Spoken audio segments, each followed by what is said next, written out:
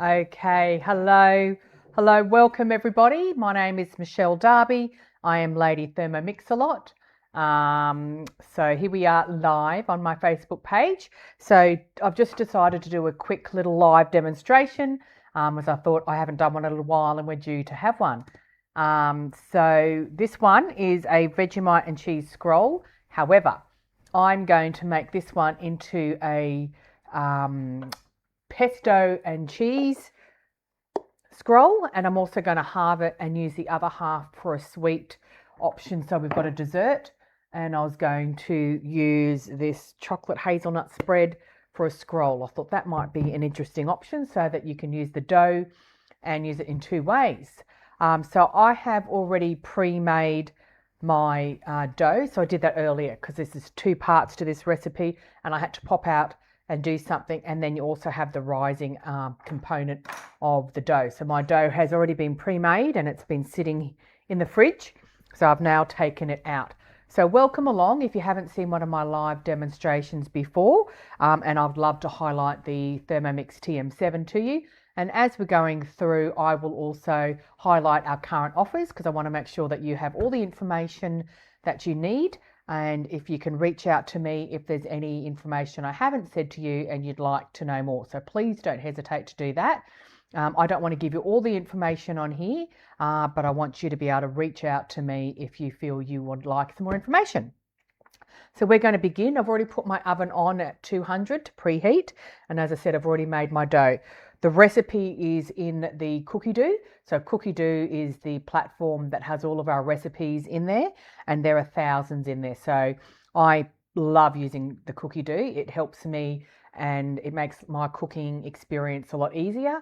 So I don't have to keep going back to refer back to recipe in a book, and I keep going back to relocate my position and find where I'm at. Whereas in Cookie Doo, it's step by step and it takes you through it, and you can scroll down and go back and do all sorts of things. So it keeps you on task.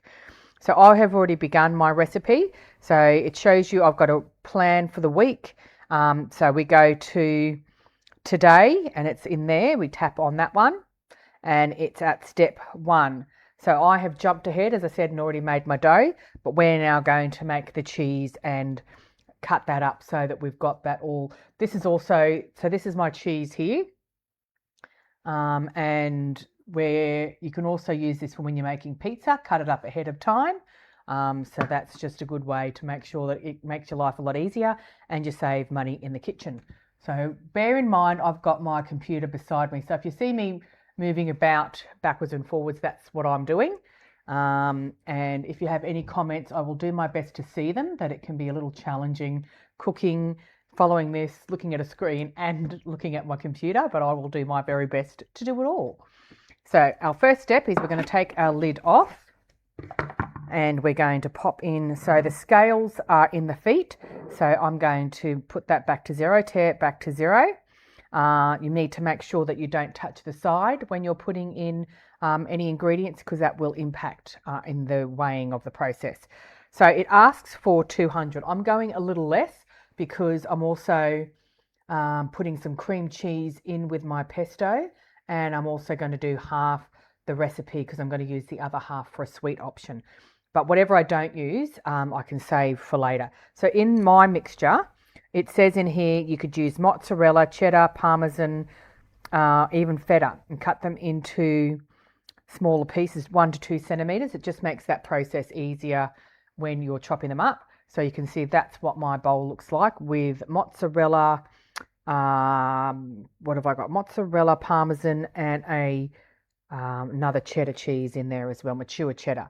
So we're going to pop all of those in, and you can see it's weighing it as we go in.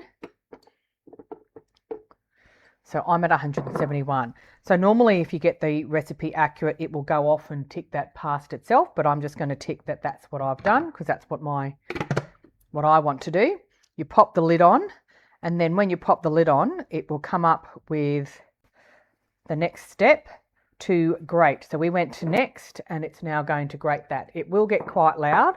The sides of the bowl are insulated, but it still makes a bit of noise.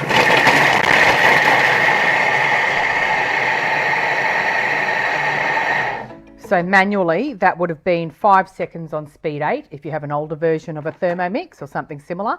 And while I'm saying an older version of a Thermomix, we currently have our offer that you can trade in your TM31, your TM5, your TM6, or even another appliance and trade that in to reduce the price of your Thermomix. So I'll pop those over up on a visual for you shortly. But the prices, we can discuss that, what you get back. It's a fabulous way to reduce that price. And there's also hum payment options. So the terms and conditions apply in there. So you can reach that out, go to the Australian Thermomix website, and that'll tell you all the terms and conditions that are within that. Okay, so that's our cheese that's all been done, ready to go in. And I'm going to pop that to the side and I'm going to hit next. So this is where it says transfer to a bowl and set aside. We've done that. Now the steps are here that you start to make your dough. So the dough I've done is water, yeast, flour, oil, salt, and then you would be activating the yeast in that process. So for 2 minutes, it warms it up to the exact temperature. Then we put the baker's flour and bread improver in there. So that mixes it in the bowl. I will actually pop that up because I did do a video of that. So I will pop that in separately. I might actually even put that on my YouTube channel. So you can see that link to my sites, and I'll flick you through to the YouTube channel. Now, I just want to mention, if Tabitha's online, if she can give me the thumbs up or let me know that she's hearing this, that would be helpful, because I did do a demonstration a week or so ago and my microphone wasn't working. So I went through the whole demonstration with no sound and I had no idea. So Tabitha, are you listening? Nope, she's tuned out, but a thumbs up would be great, just to know that we're all good and the sound is happening. I don't have any comments in there yet. Okay, I'm going to keep going along. All right, so that combines it all, brings it all together. So we're going to skip past these parts, and then it needs the... Oh, thank you for that. I appreciate it. My little sidekick in the other room, who is my tech sound advisor, has just informed me, yes, you can hear the sound. Okay, so we're skipping past the kneading process, and then it tells us to transfer the dough into a silicone mat, or it says a floured surface and work into a ball. So that's what we did. My silicone mat, love my Thermomix silicone mat. Use it all the time. It makes my dough beautiful. So you can get one of these Thermomix mats on the Thermomix site for the mix shop. There's all sorts of amazing things in there that you can purchase that work well with your Thermomix. So here's our dough. I'm just going to bring it together. You can see it's all looking lovely and aerated and elastic. So that's going to come up well. I'm just going to bring it back together. So this is a non-stick silicone mat. So you can see how I'm working that and bringing that all together. So we're going to go next. So it's said to proof and double in size. So mine's coming back to room temperature now, because it has been rising in the fridge and it was in there longer than 30 minutes. I probably should have got it out a little bit earlier, but we're actually just going to roll with that today. Roll with the dough. Okay, so we're going to go next. Then I actually will be halving that dough. So it's preheat the oven, and then it also says get out a tray. It does say 25 by 30 centimetre. I've just got my standard one. Where is my thing? I thought I had it in that drawer. It's here. I was actually looking for my other one. Aha, there it is. That's my Thermomix bread device that helps me. So I'm going to cut that in half, because as I said, you know that I'm doing the recipe, half of it savoury and half of it sweet. So you can put other things. You could turn this into a pizza scroll as well.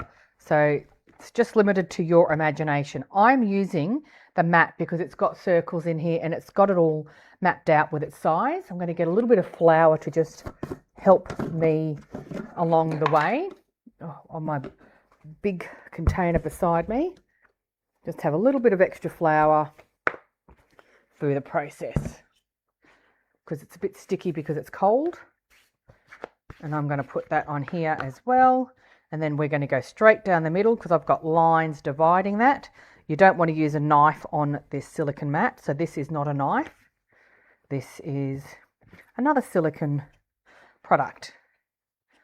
So there we go. We've halved that down the middle, and we're going to leave that one to the side. So that's going to be my sweet one for the desserts. So this is a great lunchbox option. You can make them, freeze them if that's what works for you. So right, so I'm going to go next. And so it says now knock it down, and then in your Thermomix, the TM7 has a wonderful large screen, and now we've got a little video to watch. So we push the video showing you how to do this process. So it's going to show us exactly, if we don't quite know what that is, it's showing us what we're doing here with the dough. So do a bit of flour, getting it into a rectangle, flour on my rolling pin, and we want a nice rectangle. So you can see how they're getting it all out to its size. I've got another rolling pin. I didn't want these ones with the bits on the side. I'm going to have to take them off.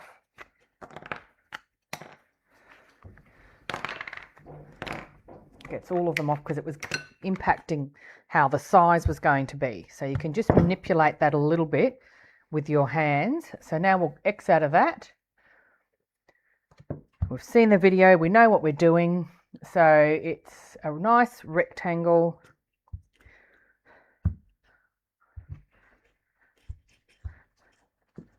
Wonder if I think I might have wanted a little bit more actually, and less dessert ones, but oh well, that's what I've done. I've halved it. So you'll be bringing it into a scroll. We'll be pulling it together and rolling it. All right. Nicely going along as we go. Okay, and I'll show you a little trick of pulling that together as well. So the next step. Now you spread your Vegemite over the dough. This is also how you make your cinnamon scrolls too. You put your whatever filling is, this is the time when you put that on. I'm also going to be putting some spinach in mine, but we don't tell everybody that. So my mixture is over here, that I've got some cream cheese, and I've just zapped that in the microwave to just soften it a little bit. Wild woman here.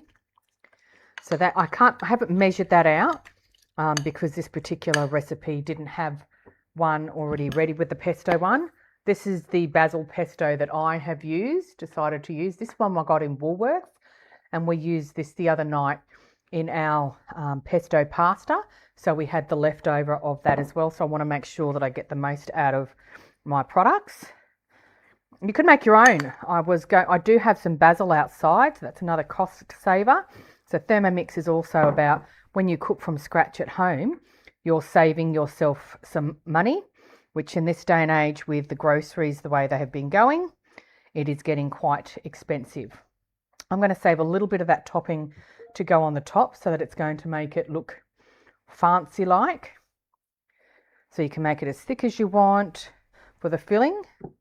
So you can see this would be a Vegemite, and this is where you'd be putting your pizza on here as well. So it's vegetarian, meat lovers, whatever works for you and your family.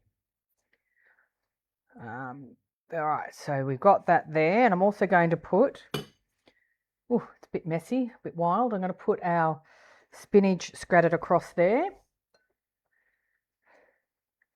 Hope you're enjoying this session. If there's anything you would like to see cooked in a Thermomix, please don't hesitate to let me know. I like trying different things. I like to try something different each week. In the repertoire of meals that we have, I think we all like a bit of variety, and coming up with new things can be a bit challenging. I know that I have those conversations with my friends and customers as well about trying to come up with different options for food. Feeding a family, or even feeding just yourself. Having the same things can become a bit monotonous at times. So I'm then going to put a little bit of extra cheese in here to make it nice and stringy and flavourful. So once again, it's whatever you want to put on your particular scrolls. However floats your boat. So we don't want too much in here. That looks plenty to me. Plenty of filling in there. Now comes the fun part. So now we're going to use, oops, I'll pull that to the side. Put my extra dough over here to the side. And you can use your mat